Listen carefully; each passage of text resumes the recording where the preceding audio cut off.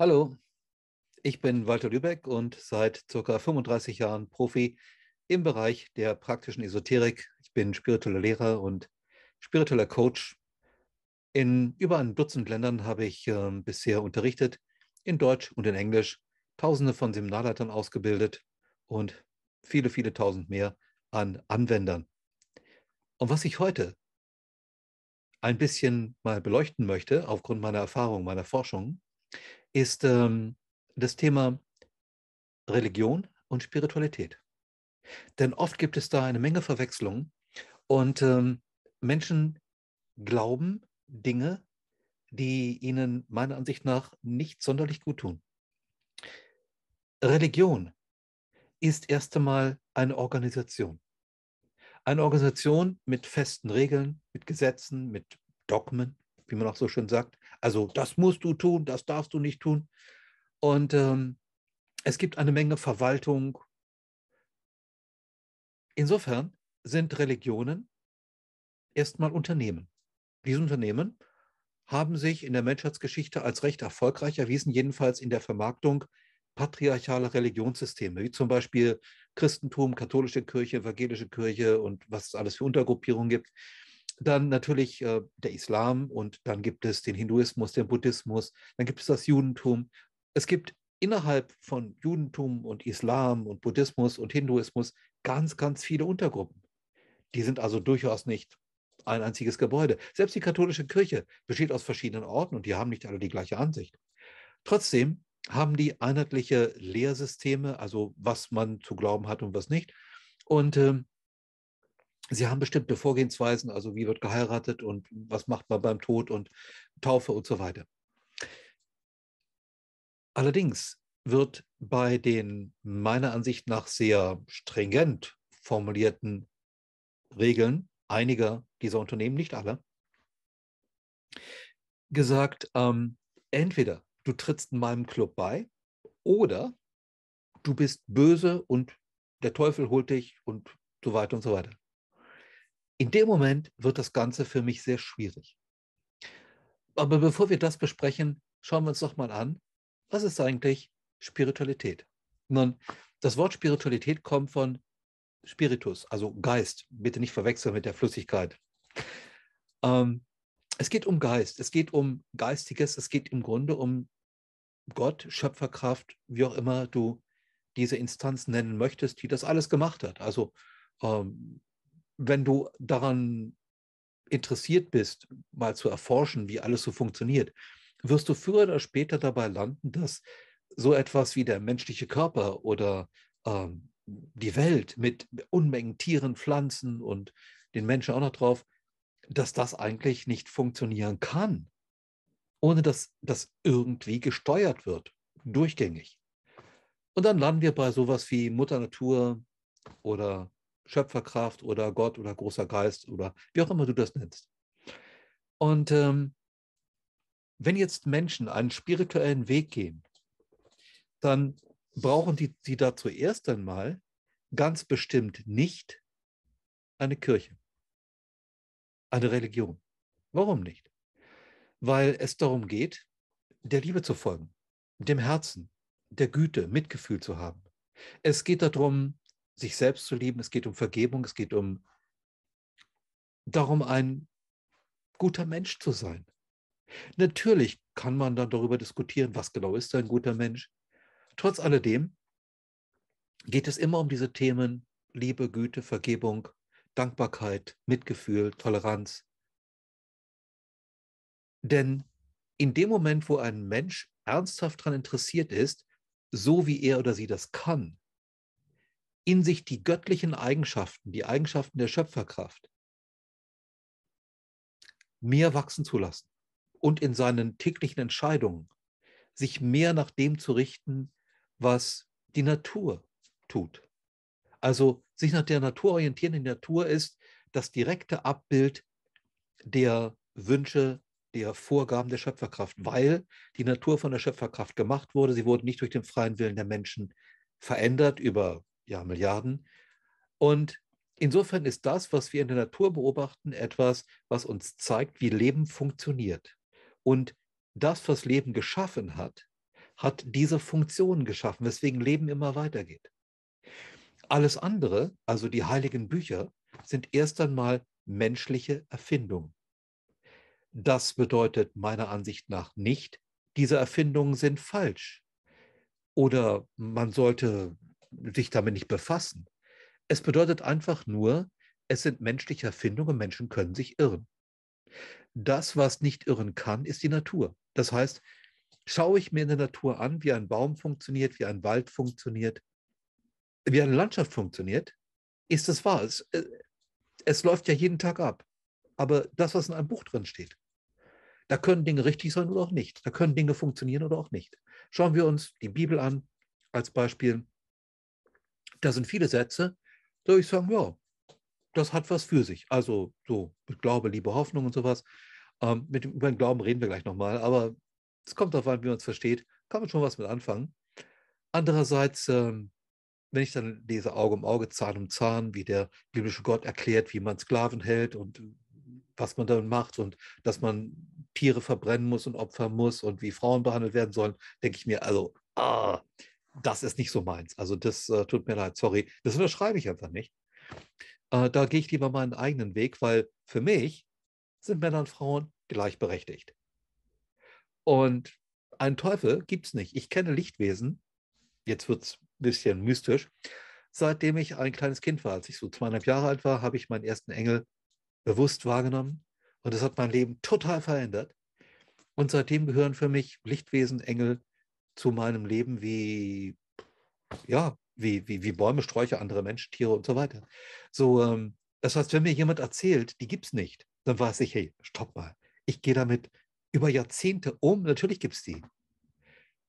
Wenn mir jemand sagt, nein, um mit Engeln Kontakt aufzunehmen, musst du in die Kirche gehen. Muss ich nicht. Ich war seit Jahrzehnten nicht mehr in der Kirche, weil ich nicht weiß, was da soll. Und wenn mir dann jemand sagt, aber da kommt der Teufel vielleicht, wenn du da so irgendwie rausgehst und dann mit den Engeln kommunizierst, ist vielleicht in Wirklichkeit ein Teufel, kann ich nur sagen, ich habe noch nie einen Teufel kennengelernt. Ich habe noch nie ein böses Lichtwesen kennengelernt. Ich habe viele Lichtwesen getroffen. Mit vielen davon konnte ich mich verständigen. Und immer, wenn ich die gefragt habe, sag mal Leute, was mit dem Teufel, Dämonen, gefallene Engel und so weiter, kam so das Äquivalent von Schulterzucken und fragt die Menschen, ihr habt diese Ideen erfunden, wir haben davon keine Ahnung. Und insofern ist es für mich keine Kategorie. Also in meiner Erfahrungswelt gibt es Schöpferkraft, gibt es Göttliches, aber einen Teufel gibt es nicht. Es gibt Menschen, die handeln böse. Ja, das gibt es durchaus. Es gibt Menschen, die versuchen, Energiearbeit böse einzusetzen, aber funktionieren tut es nicht.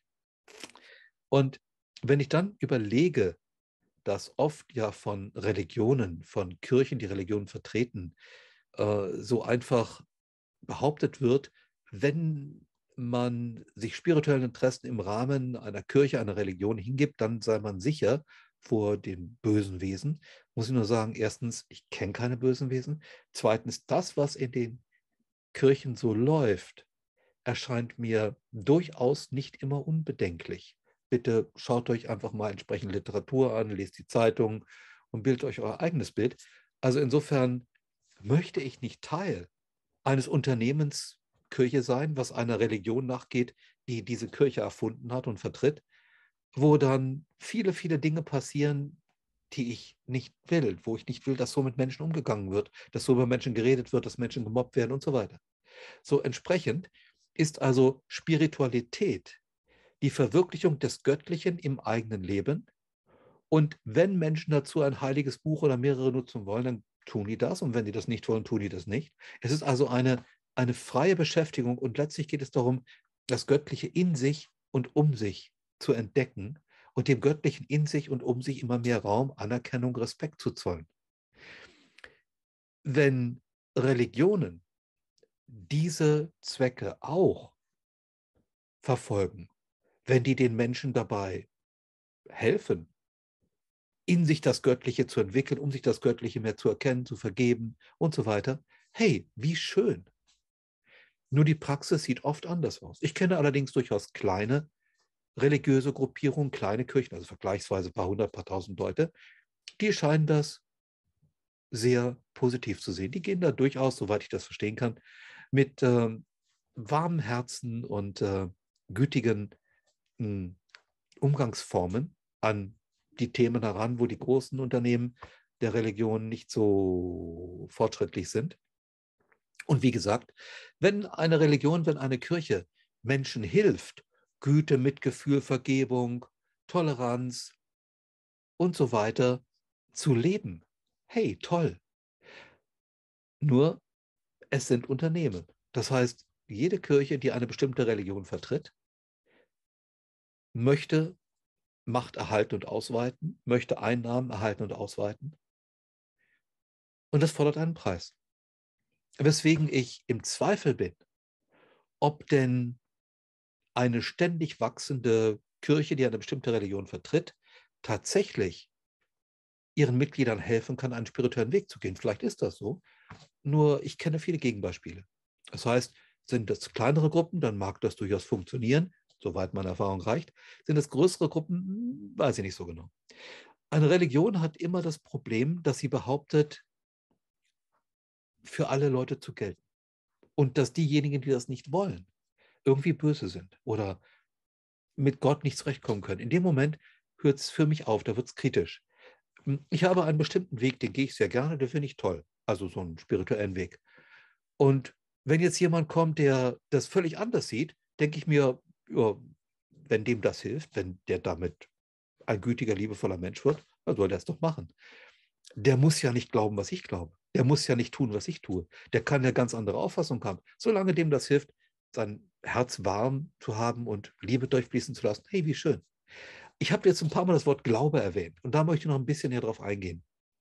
Glauben heißt bekanntlich nicht wissen. Das heißt also, Glauben in dem Verständnis vieler Religionen bedeutet, etwas für wahr halten, was weder theoretisch belegt wird, noch praktisch überprüft wird. Und viele Kirchen gehen sogar so weit, dass sie sagen, es ist verboten, es ist nicht gut, es ist böse, wenn du Glaube überprüfen willst. Und jetzt wird es für mich ein bisschen schwierig. Denn wenn ich etwas für wahr halten soll, ohne es theoretisch und praktisch zu überprüfen, bedeutet das, da will jetzt ein Mensch, dass ich für wahr halte, was der mir sagt. Denn Gott hat das nicht gesagt. Der Mensch sagt das und behauptet, es kommt von Gott. Der Mensch schreibt ein Buch und behauptet, es wurde ihm von Gott eingegeben. Aber woher weiß ich das? Wie kann ich das überprüfen? Kommt jetzt Gott runter und sagt, also dieses Buch stammt von mir, das nicht. Habe ich bisher noch nicht erlebt. Du? Ähm, Überleg doch mal, wenn Menschen etwas schreiben, wenn Menschen etwas sagen, können die sich irren. Ich kann mich irren. Du kannst dich irren. Jeder. Nur die Leute, die jetzt heilige Bücher schreiben, die irren sich nicht. Es gibt aber viele heilige Bücher, die haben nicht dieselben Aussagen. Also irgendwer muss sich dann geirrt haben. Ich finde das schwierig mit den heiligen Büchern und dem Allgemeinvertretungsrecht. Wenn jemand dem Islam folgt und der verwendet bestimmte Regeln des Islam und sein Herz ist voller Liebe und Güte und er führt ein Leben, was durch Liebe und Güte geprägt ist, sage ich, wow, Hut ab, fantastisch. Und wenn jemand das mit der Bibel macht oder mit dem Talmud macht oder mit der Bhagavad Gita, super. Nur nicht jeder Satz in jedem heiligen Buch ist etwas, sofern ich es wahrnehmen kann, was positiv und spirituell ist. Da gibt es auch durchaus anderes drin. Lies einfach mal die Bücher. Also ein Phänomen, was ich oft festgestellt habe, ist, dass Leute etwas über heilige Schriften sagen, aber die heiligen Schriften im Grunde noch nie gelesen haben. Und es ist wirklich spannend, die mal wirklich zu lesen und sich dann ein Urteil darüber zu bilden, ob das stimmt, was da drin steht, oder ob es anwendbar ist, ob es mir hilft, ob das gut ist. Also gut im Sinne von, hilft mein Herz voller Liebe funktionieren zu lassen. Insofern ist also Religion bestenfalls verwaltete, organisierte, institutionale Spiritualität. Und die Spiritualität an sich kann jedoch auch von Menschen allein in kleinen Gruppen nach ihrer Fassung, nach ihrer Auffassung gelebt werden. Dazu braucht es Religion nicht. Religionen zu erforschen, wenn Menschen einen spirituellen Weg gehen und sich mit den Auffassungen auseinanderzusetzen, halte ich persönlich für sehr, sehr interessant. Da gibt es tolle Anstöße. Es gibt viel, worüber man diskutieren kann. Ich finde es wichtig zu diskutieren. Deswegen schätze ich zum Beispiel die jüdischen Rabbis, die denken richtig spannend nach. Oder ich habe auch mit islamischen Gelehrten, Religionsgelehrten mich immer gern unterhalten, genauso wie mit Jesuiten zum Beispiel oder mit Fachleuten des Buddhismus oder Swamis des Hinduismus, weil die Leute denken nach und die haben wirklich interessante Einsichten. Muss ich deswegen die gesamte Religion akzeptieren? Das muss ich nicht. Doch vielleicht gibt es ja Anregungen in so einer Religion, die mich auf ganz neue Ideen bringt, wo ich dann auch überlege, hey, das hat mich jetzt wirklich weitergebracht. Wenn du das interessant findest, was ich hier bespreche, für dich, wenn du dazu eigene Gedanken hast, dann schreib das doch mal in die Kommentarzeile. Ich freue mich darauf, davon zu lesen, ob du meine Gedanken interessant findest oder vielleicht irgendwas davon ganz anders siehst, welche Erfahrungen du hast. Und vielleicht findest du ja auch eine Religion, die genau das ist, was du brauchst. Dann schreib es hier rein. Und abonniere meinen Kanal, da kommt nämlich noch viel mehr Gutes. Lass es dir bis dahin gut gehen und forsche selbst. Tschüss.